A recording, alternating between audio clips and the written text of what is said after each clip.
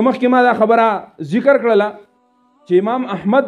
ابن حنبل رحمت الله علیه د امام شافعي رحمت الله علیه شاګرد دی.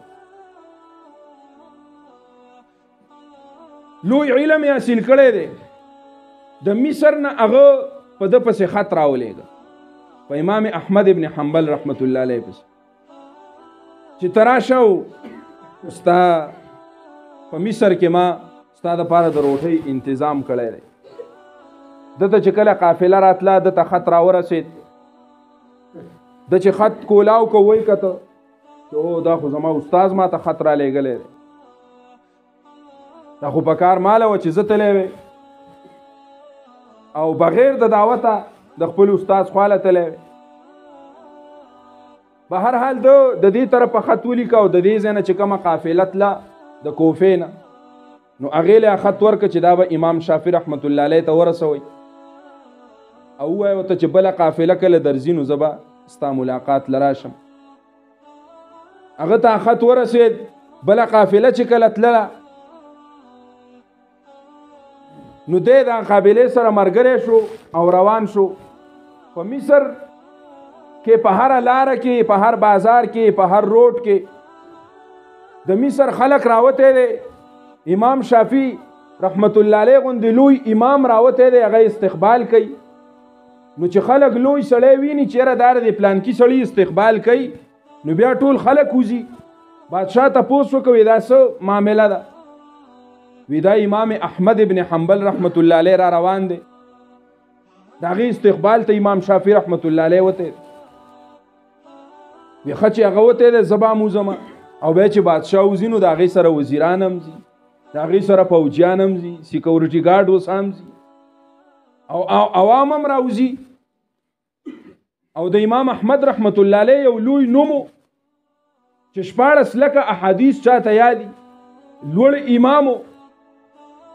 د هغې استقبال ته دا ټول مصر دا خلک چې کوم دی دا په لار ولو کې راووت. کله چې دی راورسېد امام شافعي رحمت الله علیه استقبال ته ولاړ دی. بادشاه سلامت هم را رسېدلی. امام شافعي رحمت الله علیه د قافلې نه راکوز شو.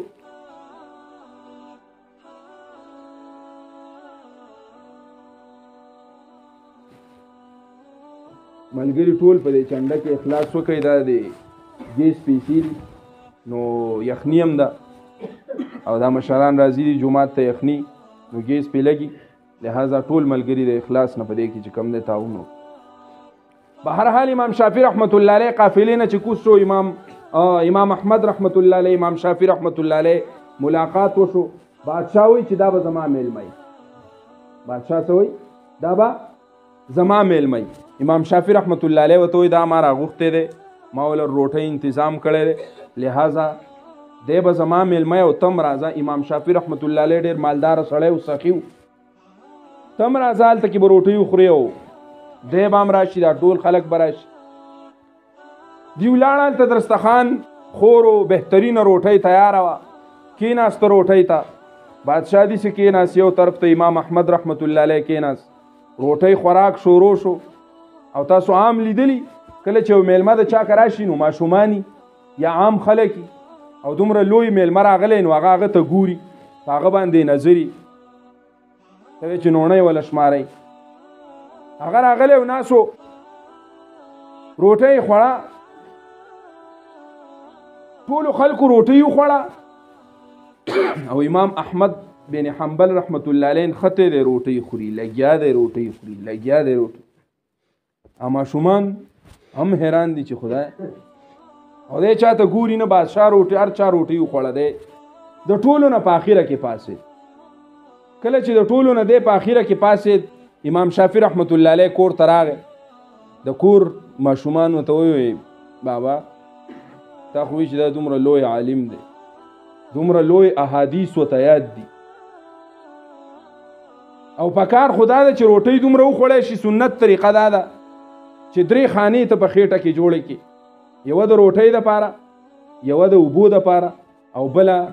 خالي صرف پرېږدې د دې سا اغستلو دپاره.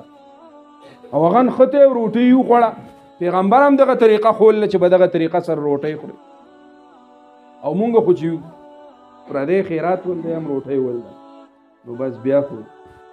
د هغه پیریان ته بیا خلاص په هر صورت هغه خو بمبار روټۍ وخوړه او کله چې روټۍ وخوړه دی راغی کور ته امام شافعي رحمت الله علیه بچیان ورته وایي بابا دا دې څنګه میلمه راوستی دی د خو دومره زیاته روټۍ وخوړه چې وي بچیه زما او تام خیال و خو اوس ورته دا نشم ویلی چې راونیسم چې لکه تا دومره زیاته روټۍ وخوړه نو ما ته به وایي چې راوستی دې څه لومه خو دا روټۍ دې ماله کړ وکه نه نو د خپل کور روټۍ خو پې نشم دغه کولی چې اوس دې دومره زیاته وخوړه په هر صورت خبره تیره شوه کله چې شپه شوه امام احمد ابن حنبل رحمت الله علیه امام شافعي ته وایي داسې چل به وکړې چې زه به په یو جدا کمره کې سملم او هغه جدا کمره به کټ په پکې سم کې و په هغې کې به زه شپه تېروم شپه شوه امام شافعي رحمت الله علیه خپلو بچیانو ته وایي داسې چل به وکړئ چې یو کوزه ډکه کوي یو لوټه د اوبو نه او هغه دغې کمرې ته ویسې هلته یې کېدی چې بیا که چېرته د امام احمد ابن حنبل پاسي د شپې تهجدو ته مونځ کوي نو چې اوبه ورته تیارې پرتي شپه تېره شوه امام شافعي رحمت الله علیه سهار وختي راغی دروازې وټکوله دی د ځان څه جومات ته بوت جومات ته چې کله بوت دا بچیان راله ځای سماو چې کله یې ځای سماو نو په لوټه باندې نظر پرېوت نو لوټه ډکه ولاړه د اوبو نه لوټه ډکه ولاړه امام شافعي رحمت الله علیه راغی د جومات نه واپس راغی کور ته بچیانو ته وایي بابا نن خو ډېر عجیبه کار شوی وی څنګه بچیا وی کار دا شوی دی چې تا چې کم لوی سړی راغوښتی دی که نه هغه خو اول دومره زیاته روټۍ وخوړه د سنتو مخالفت یې وکړه او دویمه خبره لویه دا ده چې مونږ په کومه کمره کې هغه سملولی او هغې کا مونږ ډکه لوټه وړوه چې دی به د شپې پاسي تهجد به کوي ګوره ماشومان وښایې د هغه وخت د سنتو زمانه وه که نه د رسول الله مبارک سره د مینې د پیار او د محبت زمانه وه نو ماشومان هم په دې خبره باندې پوه او مونږ لوټه ډکه کړې وه او هغه لوټه په هغه ځای باندې تیاره پرته وه اړو پاسېدلی نه دی او داسې نه دی کړی دا څنګه سړی دی وی ټیک ته بچیه تپوس دې کوم ناشته راوړه کېښودلی شوه امام شافعي رحمت الله علیه ته تپوس کوی احمده په کوم وخت کې چې زما څه طالب وي نو ګوره ډېر زبرګ وي او اوس چې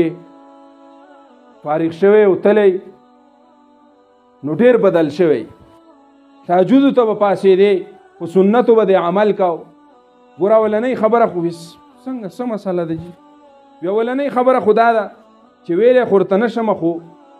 شاګرد مې تپوس ته نه خامخا کو چې کله ما روټۍ راوړه او کېښودله مې نو ټول خلک پاسېده او پکار دا دی چې انسان لږه روټۍ وخوري او تا دومره زیاته روټۍ وخوړه او زر زر دې روټۍ وخوړه او بله خبره دا ده چې کله تا ته په کمره کې اوبه کېښودلی شوې په کمره کې درته اوبه کېښودلی شوې نو هغه لوټه کې دغه لوټې اوبه چې کوم دی ته پاسېدلی نه تهجد دې نه دی کړ سهار دی اودس هم نه دی کړی دا عجیبه تبدیلی پتا کې راغله وی ګوره استاد محترم صاحب کله چې درستخان خور و زراله ما ستا روټۍ ولیده نو زما دی قسم وي په هغه ذات باندې چې زما سا د چا په لاسو کې ده چې دا روټۍ ما ولیده نو په دې باندې د الله تعالی د طرف نه داسې نوازشات او اکرام راورېدو داسې د الله تعالی د طرف نه په دې باندې رحمتونه راورېدل چې ما خو چرته په خپله زندګۍ کې داسې بهترین او حلاله روټۍ لیدل نه وه نو ما وی چې راشه او زیاته روټۍ وخوره او جسم چې کوم دی هغه پې ښه مضبوط که په دې حلاله روټۍ باندې نور دې وجې نه ما زیاته روټۍ وخوړه وی ښه ټیک شو دغه حل شوه اوس دا بله مسله وی ستا د دې حلالې روټۍ د وجې نه زما په جسم کې دوه صفات راغله یو د علم صفت او یو د عمل صفت د علم صفت دا چې ستا دا روټۍ ما وخوړه زه کېناستمه په کټ کې کېناستم نو ماله خوب نه راته چې خوب نه راته نو ما قرآن نه واغسو د یو آیت نه ما په زرګاو مسلې راوویستې د قرآن د یو آیت نه ما په زرګاو مسلې راوویستې او د عمل صفت دا د عمل صفت دا چې زه د شپې وده نه شم او ټوله شپه د سهاره پورې ویښ وم نو د ماسخوتن په هغه اودس باندې ما سهار مونځ او تهجد